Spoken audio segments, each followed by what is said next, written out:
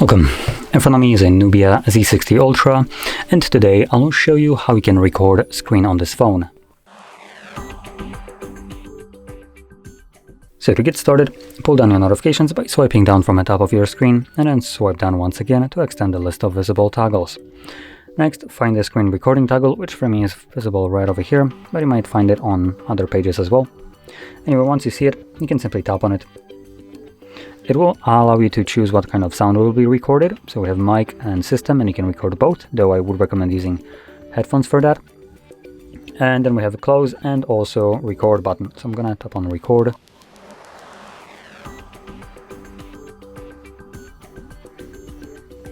Once you're done recording, you can stop the recording by clicking on the square, and this will save it to your Photos application or right over here. Just navigate to... Okay, so on this device we have albums for some stupid reason visible, well, nowhere. So you have to go through the name right here instead of, well, having the typical albums. So click on screenshot, and as you can see, it will show up with the screen recording.